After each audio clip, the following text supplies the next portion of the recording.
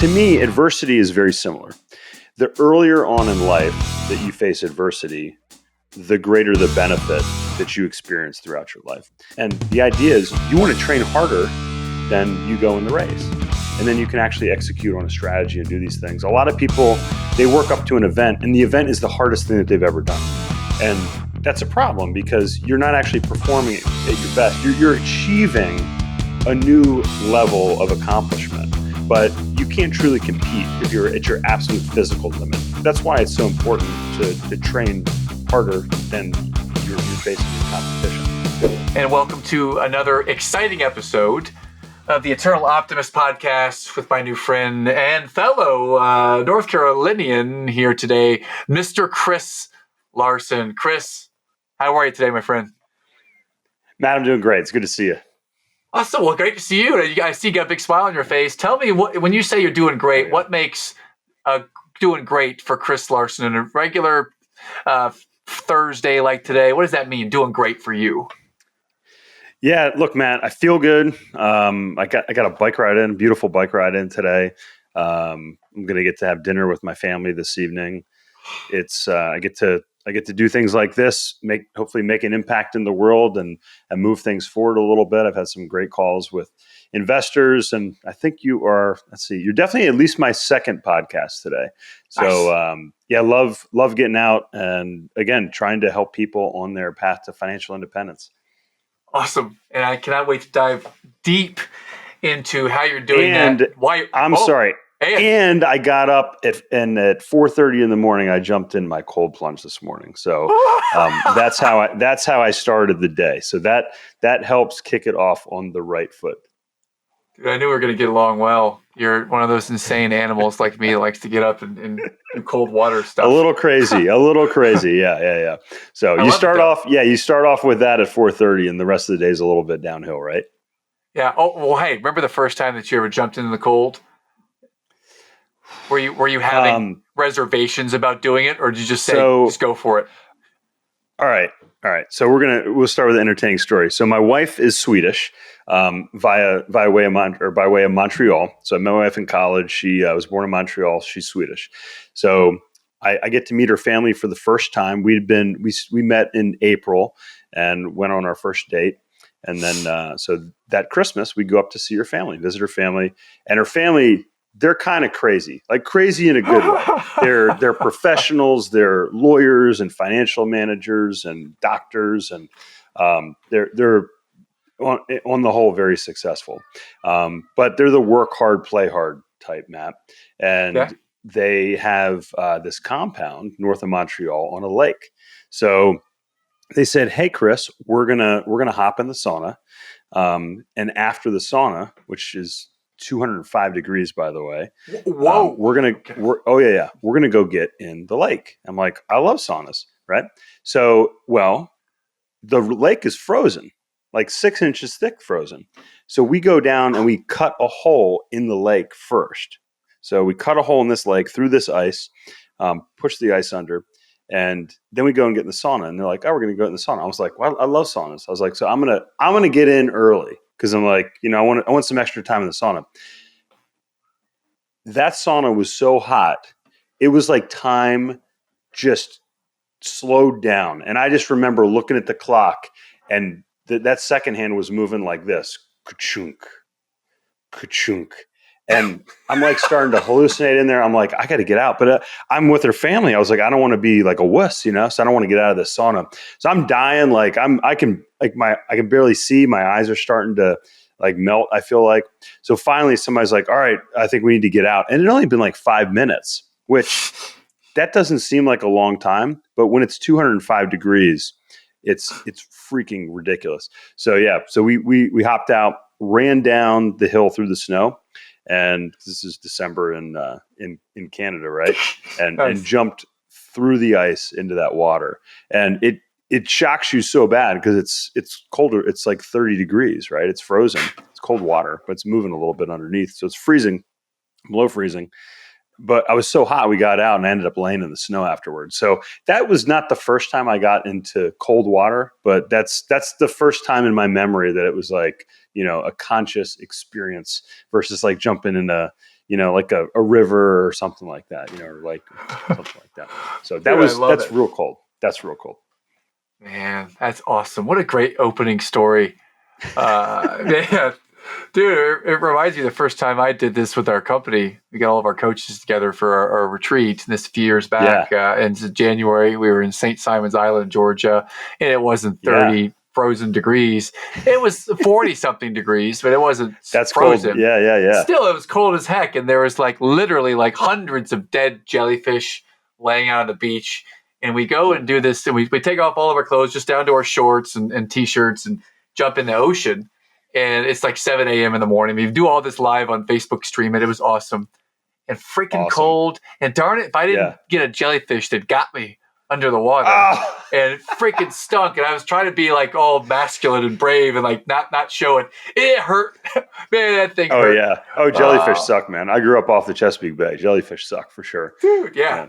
Yeah, well, the kids like to look at them whenever we're at the beach and they're laying there beached and just dead. The kids poke them. Oh, yeah. So, any event, absolutely. Thank you for sharing your cold water story. That sounds fun and insane and awesome. So, all this is buttering you up for the hard question, Chris, to dive into just something challenging. And I want to ask you, what's the hardest thing that you have had to endure and overcome in your life so far?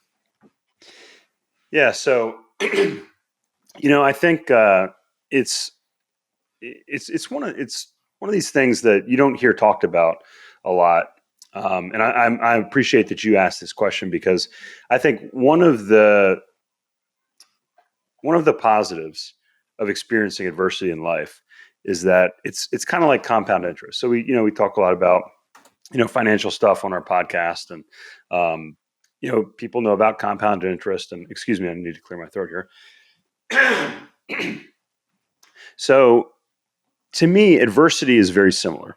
The earlier on in life that you face adversity, the greater the benefit that you experience throughout your life.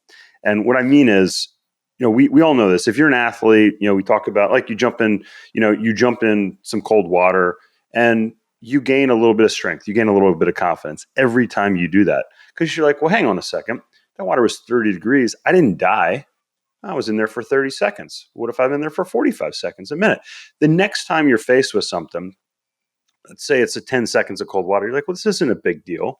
I can calm my body down. I can manage this. You learn skills, right? And sometimes it's not a systematic learning. Like you teach your coaching clients how to deal with different situations. You use systems and you train in different skills and knowledge. A lot of this stuff you just have to kind of experience on your own, right? Through how you personally experience these things, especially, when you're young. And, this is all leading up to some experiences here, but it's the same thing that an athlete faces. You go through different events in races, on game day. And there was an expression that I absolutely loved: train hard, race easy. Train hard, race easy. And the point is, I raced bicycles for 20 years. And the idea is you want to train harder than you go in the race. And then you can actually execute on a strategy and do these things. A lot of people, they work up to an event, and the event is the hardest thing that they've ever done. And that's a problem, because you're not actually performing at your best. You're achieving a new level of accomplishment, but you can't truly compete, right? If you're at your absolute physical limit. So that's why it's so important to train harder than you're facing your competition.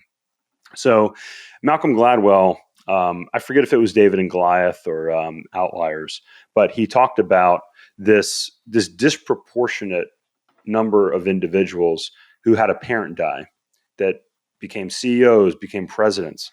And it was the first time it dawned on me, my father died when I was 5, that I had this unconscious deadline in my head.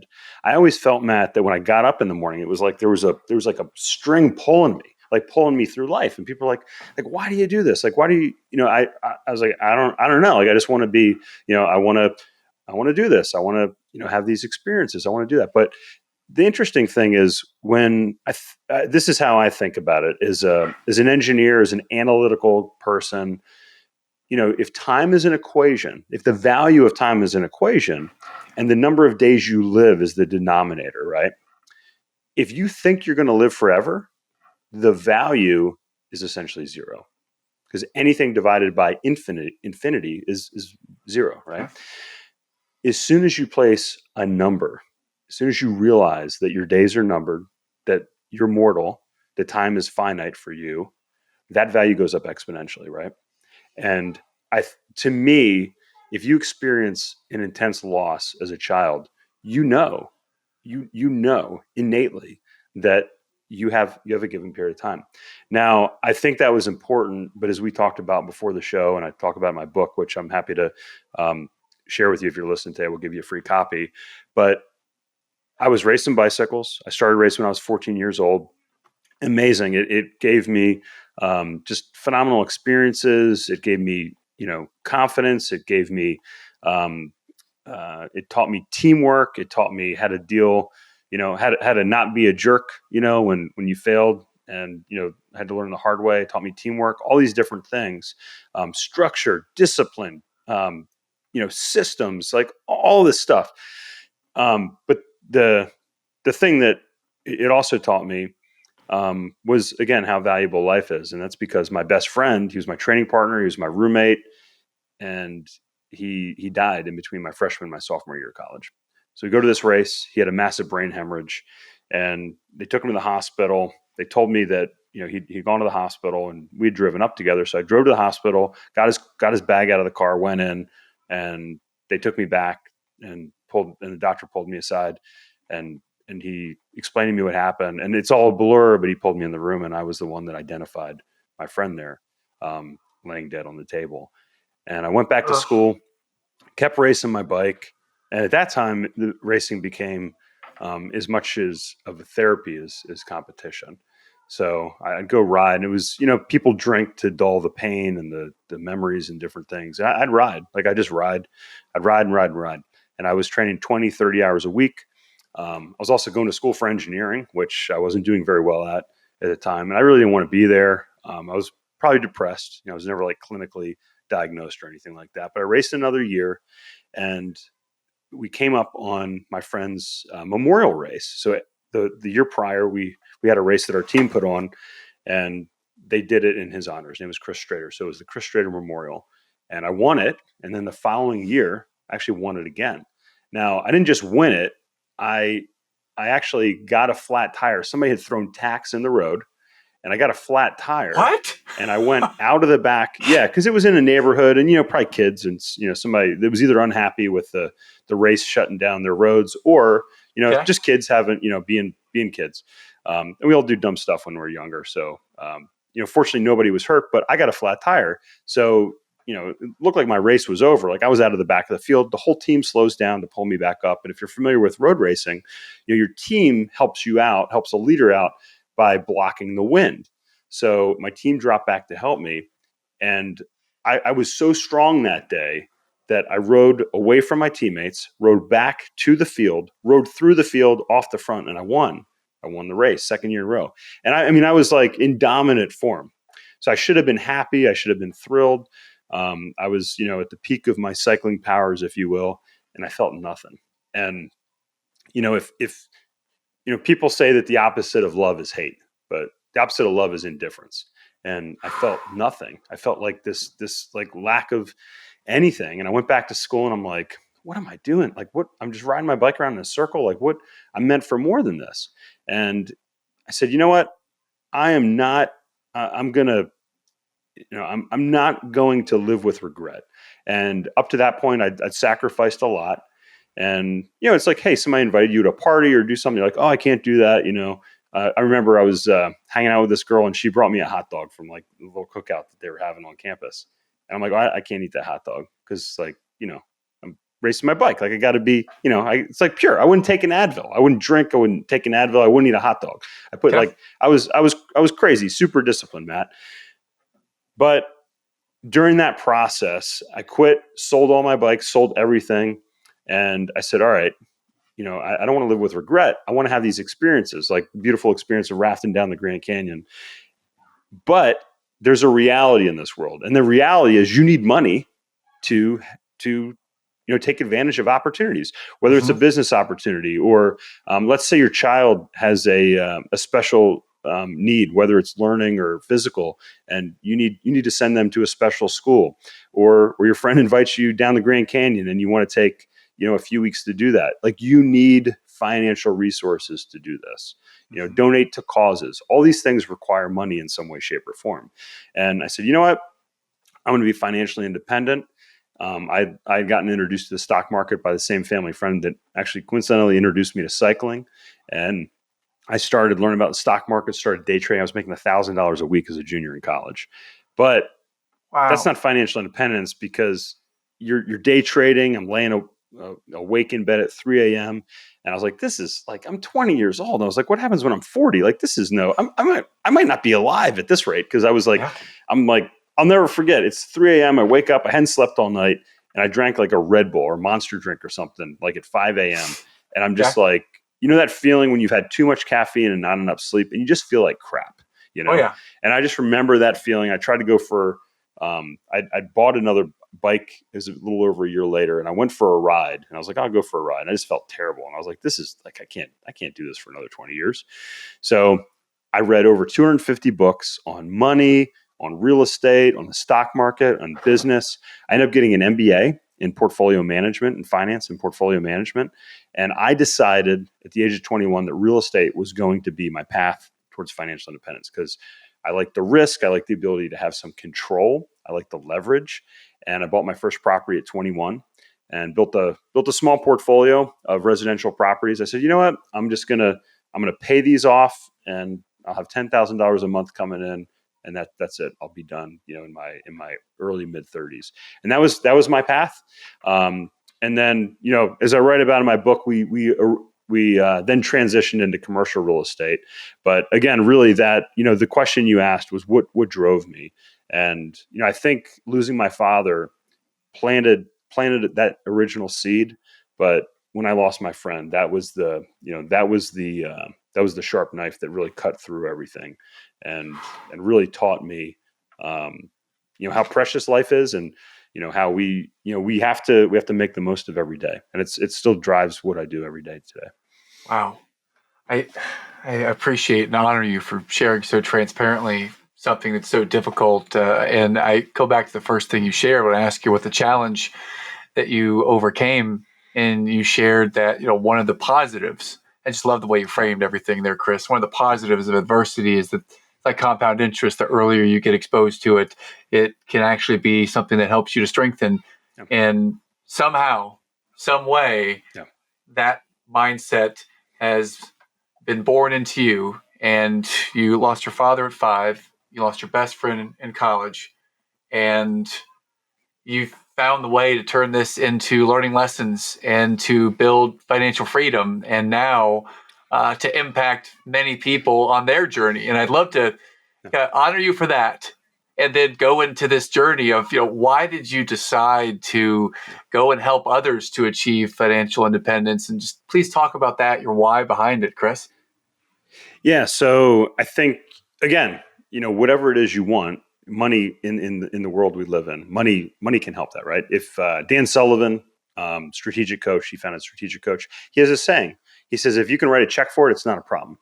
And that's a good point. Like, money can buy, it can buy your time back. You can hire people to help you out and do things. It can buy opportunities for yourself, for children.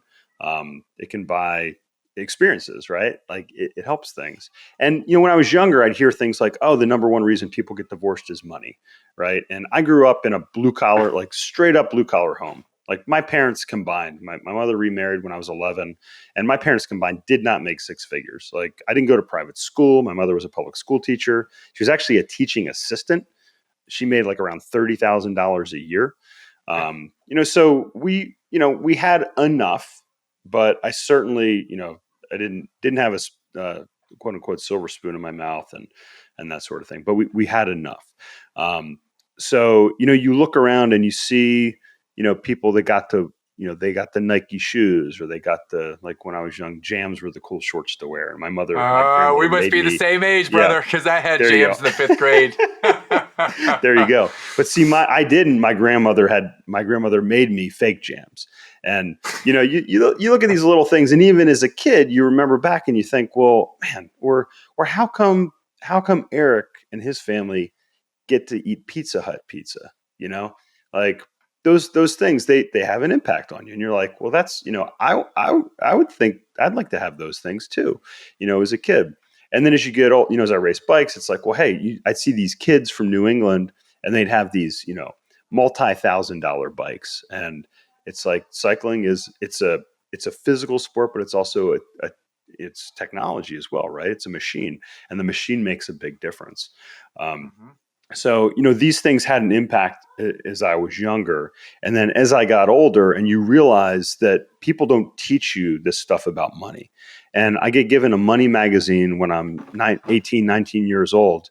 And I learn about compound interest for the first time. And I'm like, this is like a miracle, You like look at this, and it made so much sense to me. Yet I couldn't figure out why no one had taught this. So then I get my MBA, portfolio management. I start learning about the financial industry. And what I realize is financial advisors, they're salespeople. And that's not right or wrong. But the financial industry, it's not truly set up for the good of the clients, right? And here, look, it's I was in the healthcare industry for a long time as well. 18 years in the medical device space. And we have a couple problems in this country, in my opinion. One is people don't take responsibility for their health, and they don't take responsibility for their wealth.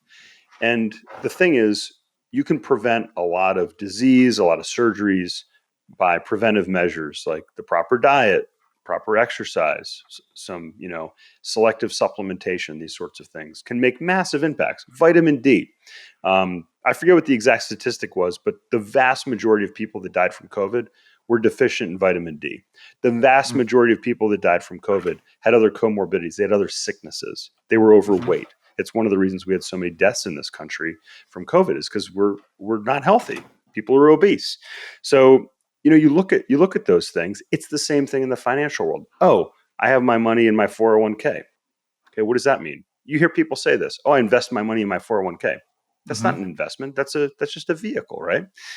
Oh, I give my money to my financial advisor. They don't actually know what's going on, right? Mhm. So as I learned about the industry, and then I learned about these strategies where it's like, well, geez, you can make 10, 20, 30% on your money. It was incredible to me, right? And I was like, well, shoot, I can be financially independent in 10 years. And what impact can you make, right? So that's the thing that really started to churn in my brain. And again, from a selfish perspective, Matt, I didn't start out and say, hey, I'm going to be financially independent and teach people about it. Mhm. I've always enjoyed coaching. I started coaching people when I was in college and cycling and different stuff. But that was never my intent. I just wanted to have financial independence so I could live life on my own terms. But then as I went through it, and people started asking me like, well, hey, what do you do with your money, Chris? How do you do this? And people were like, well, hey, can I get involved with that? Can I invest in some of these real estate deals that you're doing? It's like, whoa, like these really intelligent people, surgeons, successful business people, even they didn't know these secrets. Mhm. And then what I found out was, the way the ultra rich, the way, families that are worth 20, 30, $100 million plus, the way they invest, the way endowments invest, Mhm. it's not like the way your average investor invests. They're not invested 100% in stocks and bonds.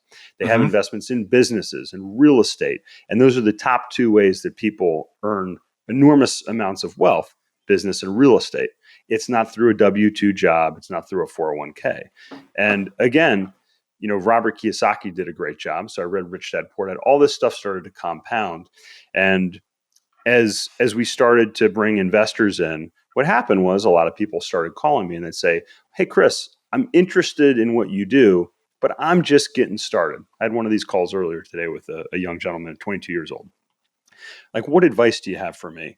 And what I realized was, I'd have a call, and then next week I'd have a similar call, or I'd have a similar email. And then those weekly or monthly calls turned into daily calls or daily emails.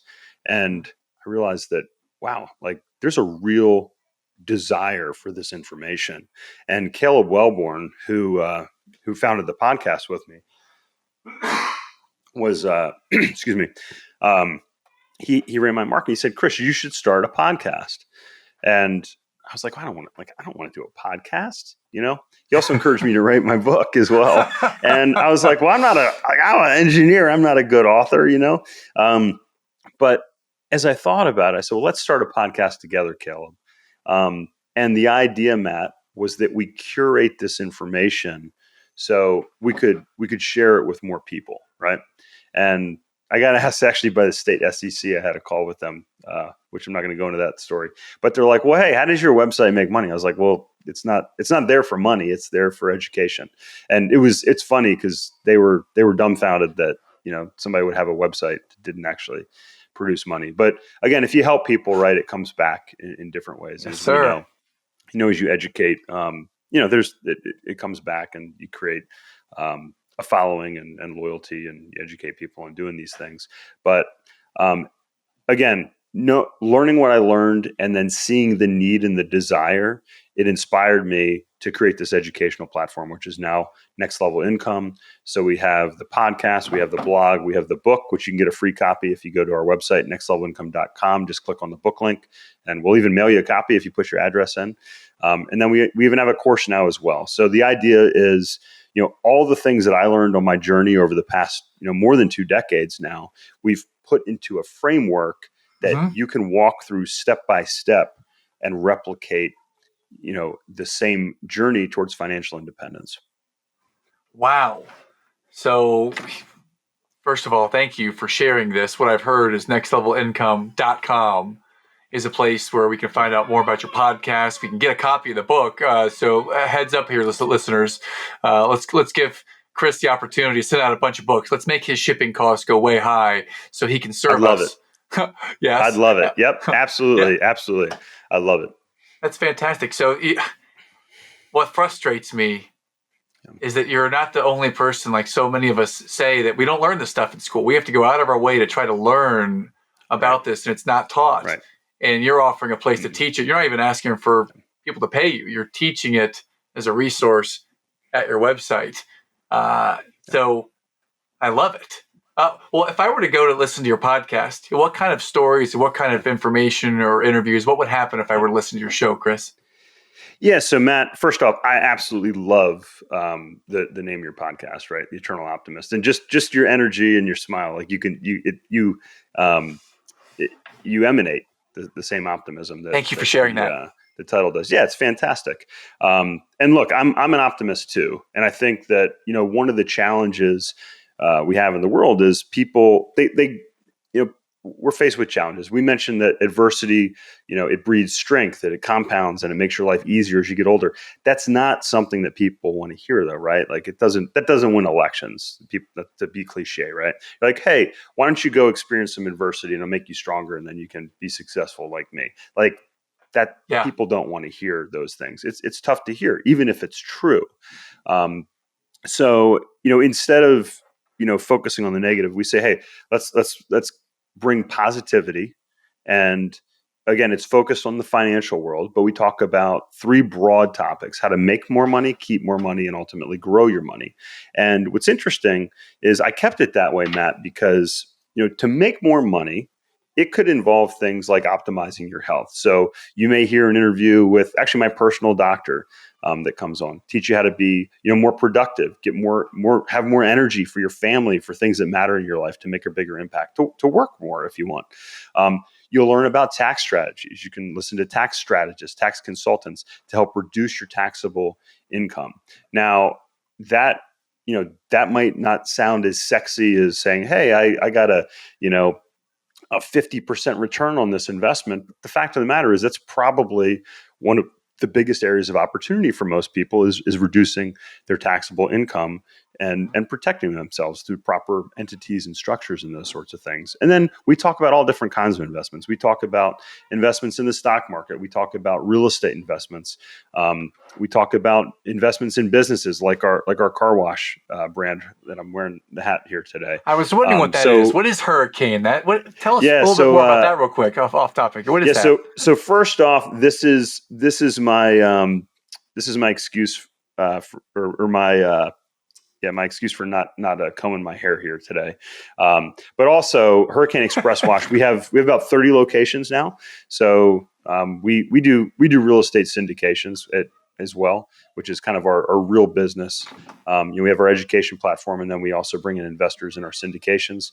But Hurricane Express Wash is a syndicated investment opportunity for investors where you can also participate in that. So we can talk all about the Express Tunnel car wash business.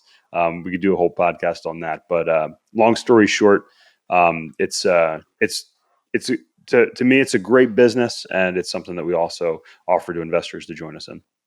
Yeah, I was super curious about that from the moment I saw it. I was like, what is Hurricane? What is that? And I knew you were in real estate syndication. I like the hat and I like the logo, and our team does a phenomenal job. So love to represent them. So this is okay. I love this. This is the perfect case study because you look at how you learn about buying business, how you learn about investing in the right places. It's not taught anywhere in school. Let's look for businesses and let's buy a car wash. How did you, in your way, how did you learn to look for businesses and invest in businesses? And I know that's another podcast all in itself, but let's maybe for a few minutes go over there. Yeah, but this is something that, and I like frameworks, Matt. So let's kind of take it step by step. So let's say you're young and you are starting out in your career. One of the pieces of advice I can give you is don't go and get a job just for the paycheck. Go find a job that is going to teach you and make you more valuable, so that the next job you get, you're going to be worth 50, 100% more than that job. Okay. So you're going to get the paycheck, but you're also going to get that education and that experience. And if you're in business and you start to pay attention and you learn how business units within businesses work, you can start to learn, about the finances behind these businesses. You can look at the P&L. Whether you're working for a small business or a larger business, you can go and read the financial statements. You can educate yourself on these sorts of things. And soon, with a little bit of effort and time, you can become financially literate. And what that means is, just like if you pick up a book and you read through it, you may understand the words, but, do you understand how the phrases are put together, and having a couple kids, as you teach them, if you're listening, you have kids, that they can identify a letter and then a word and then phrases and then put them together. It's the same thing. You might understand numbers and how to add and subtract and multiply, but can you understand numbers in the context of a business? How does a P&L work? What's profit? What's loss? What's net operating income, right? So you can understand all these things as you take an interest in the company you work with or the business that you work for. And then, again, personal finance. You say, okay, how do I make more money? Look for opportunities in your career so that you can earn more money. If you are in a career where you have a fixed salary, you could start a side business. So my wife's an architect. Okay. She was working for another architect and she was getting paid, a fixed amount, but she started doing some work on the side, so she was picking up side projects, and soon that business grew to the point where it equaled her business or her paycheck that she was working in. And because she was making more per hour, she was able to scale that. Now she actually, has other people. So she's created opportunities for other people, as well. So now she has her own. So again, that's in the make category, right? So you're starting to make more money and do that. And then keep more money. This is tax strategy, right? This is what businesses do. So again, we hear politicians and we hear in the news, oh, billionaires don't pay their fair share. And, this business didn't pay any tax because they're structured overseas. And, it's no different than if you and I sat down to play Monopoly, right? And you start to get upset because I'm winning. And you ask me, you're like, well, how long have you been playing this game? And I said, well, I've been playing 20 years, Matt. and I read the instructions, and I read, different strategies, and I learned how to play it. And you're like, well, this isn't fair. You're winning, you're beating me. And I'm like, well, have you played before? And you say no. And you say, well, I haven't even read the instructions on how to play the game. And most people don't understand the rules of money. They don't understand the tax code, right? So then they get frustrated when they're losing and they see somebody else winning. But you can take responsibility in your personal finances, not only in making more money and learning how to have your own business, whether it's a small business or a large business, but also learn the rules of the tax code. Because the tax code is just a big set of rules. And we can learn those rules, and then we can structure our business and our expenses around those rules. And again, Robert Kiyosaki did a great job of illustrating that in Rich Dad Poor Dad, and talking about how businesses make money, pay expenses, then pay taxes, whereas individuals, we make money, pay taxes, then pay our expenses. So if you can figure out how to run your expenses through your business that you own, then that can be a real advantage, right? And then as you learn all this stuff, you are inherently learning what make good investments. So, investments should do a few things. So when you invest in something, it could be a business or a piece of real estate. And look, multifamily real estate, like apartments where we got started, it's just a business that happens to be real estate. Let's say you have 200 units, you have 200 customers, you have 200 residents that are paying you rent every month. Those are your clients, right? If you don't provide a good product, they'll move out. They'll stop paying you. If you don't do a good job of vetting them, they can't pay you. It's no different than if you have a business and you're working with somebody and you don't ask them for payment up front, or you don't they don't have a good payer history, and then they can't pay you. You've done your work and you don't get paid. It's no different, right? We supply a unit, an apartment, and somebody doesn't pay, or they're not happy, they don't want to pay. It's a business, right? You have to keep them happy. So you learn about the rules of business. You learn how to make more money inside of the business. You learn how to structure it properly for taxes. And then the final piece, and this is in business and other areas of your life, and we talk about this on the podcast too. It's how to scale, right? I mentioned how money can buy back your time. Well, let's say, okay, so I like to garden. We have a garden, but I have a friend, and he's a firefighter, but he also has a landscaping business, and we pay him to do our landscaping. Now, I could do the landscaping myself, Matt. I'd have to buy some equipment. There'd be an investment in that. But the fact of the matter is, I can pay him, and I can do things that make more money on an hourly basis, so that I can now afford to pay him. So now his business thrives, and then my business thrives as well. I make more money and he makes more money.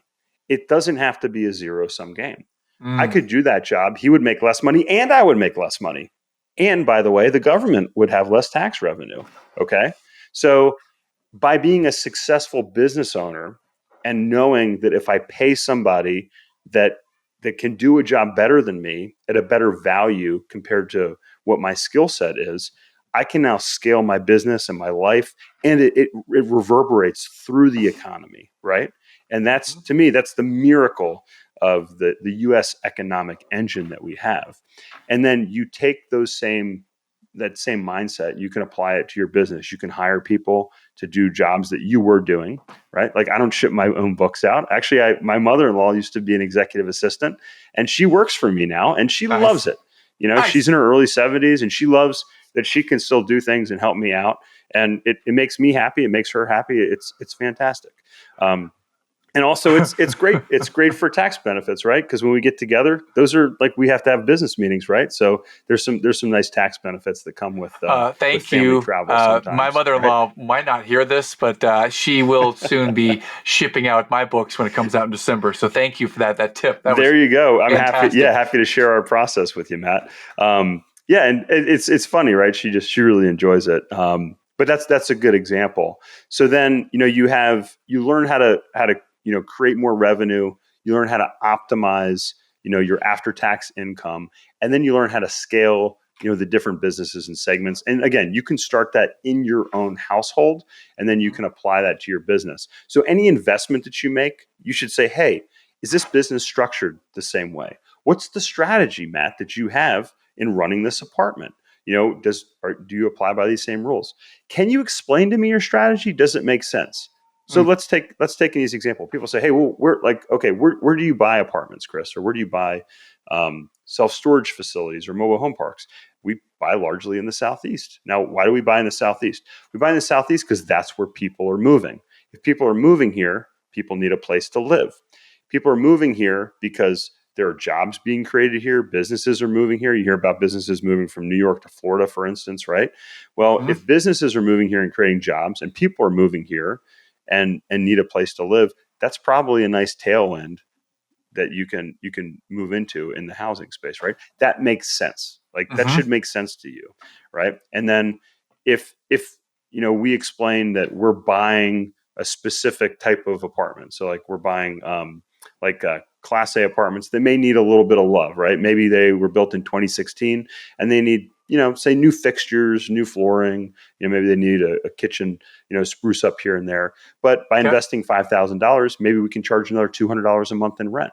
That's we're creating value, we're creating demand for that. And then we do what's called a cost segregation analysis. So we go through and we optimize the taxes. I won't go into what all that is, but that's very simple, right? I'm explaining a strategy, how we create more revenue, how we optimize taxes, and then ultimately, we plan to sell those apartments, and we take that money, we take that capital that's now grown, and we buy a bigger complex, or we buy maybe two complexes, and we do it all over again. That's the example of the scalability in it. So again, we're taking the framework for your business or your personal life, and you can use that same framework and use it for your investment strategies as well. Wow. Here's what I'm feeling right now. I'm feeling that you just laid out this giant Monopoly game of life, and you've challenged our listeners to first look at the board, read the rules, study that manual, study the strategies of others who have succeeded in this Monopoly game. And you've actually shared a deeply held truth that I believe in, and you had the courage to say it out loud, that you are responsible for your own health and your own wealth. And it's you can't cry no fair when all this stuff you is out there can, to but learn. we can, but ultimately, like, where does that get us, right? We can, Matt, you and I can sit here and talk about all the adversity and all the excuses we have for not achieving what we want. And at the end of the day, what do we have? We have our excuses. Or we can say, hey, what can we do about it? And here's the beautiful thing. All those things I talked about, there's somebody out there that can help you with that. There's coaches out there. There's information out there. That's why, look, our information is free on our website. 90% of what you need to achieve financial independence, you can get for free. The rest, a little bit of coaching, a little bit of education, and the capital that it takes to ultimately do that. That's up to you. But the information is out there, and it's I've had certain advantages. If you're listening to this podcast, you've had certain advantages. But the fact of the matter is, the amount of information that we have access to in our fingertips is way more than the most affluent had just decades ago in institutions, colleges, all these things. So we have so much power today through information and it's just up to us to take advantage of it instead of wasting our time on like TikTok.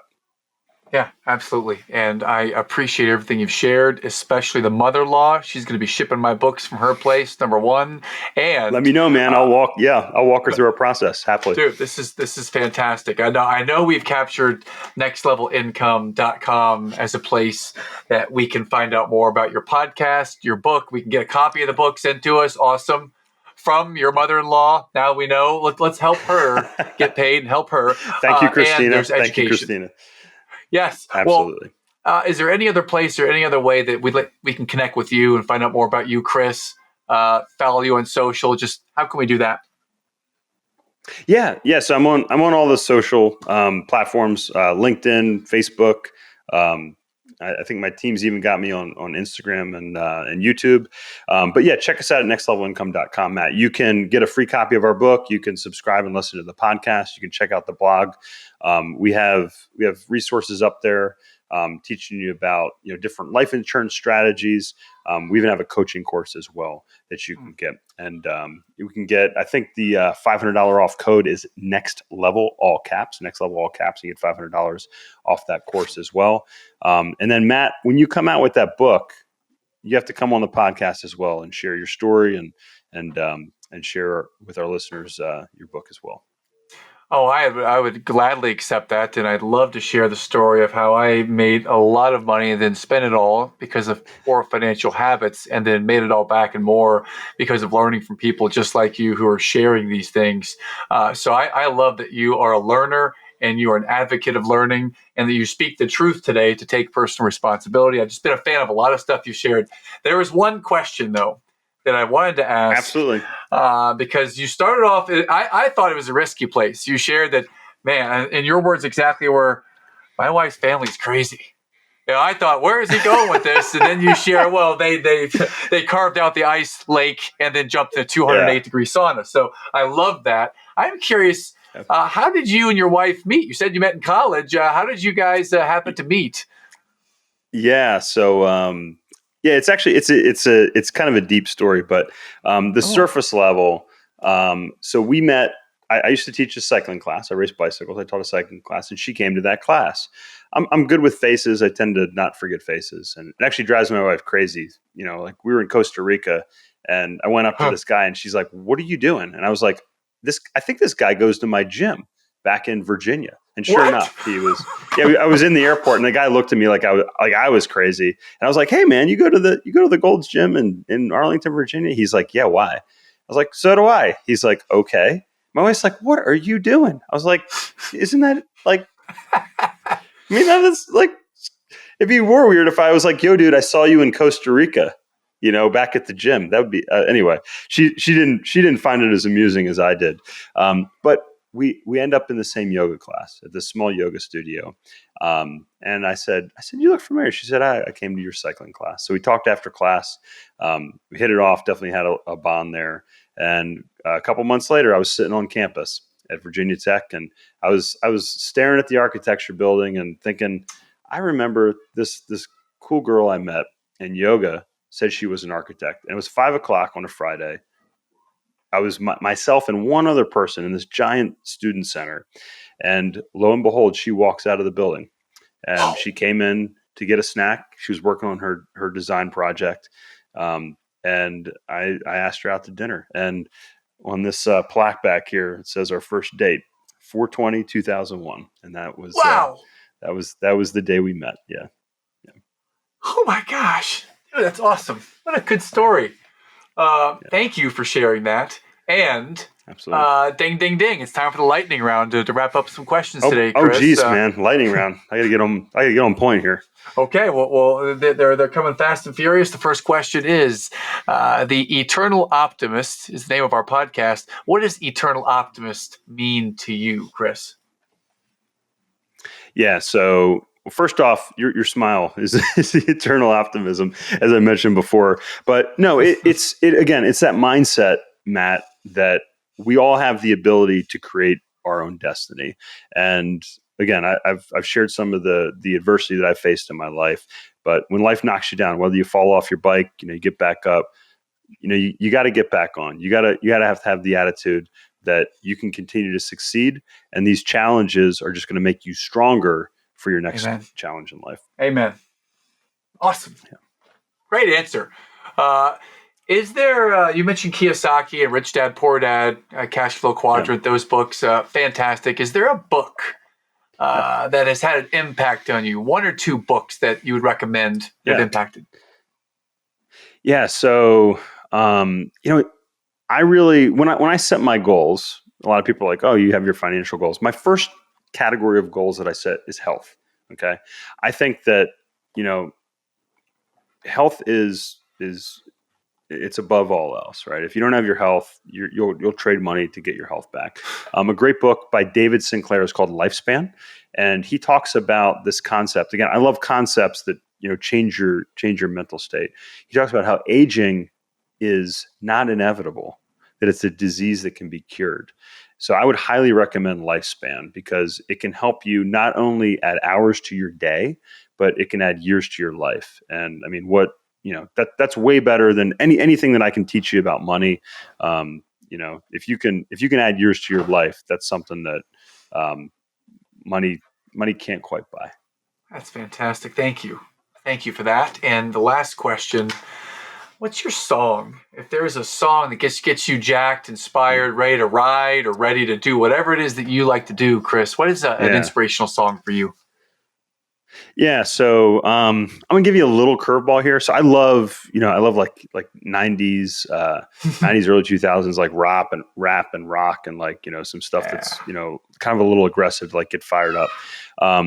But Coldplay has the song "Fix You," and when our dog passed away, we put our dog down several years ago. It was my wife's dog when we first met, and I'm on the bike ride, and it was the day after. It happened to be Father's Day, 2015, and I'm on this ride. I actually did the same ride today, and I started to tear up because I felt guilty. We put her down. I knew she was suffering. Even the vet said it was the right time. She died really quickly.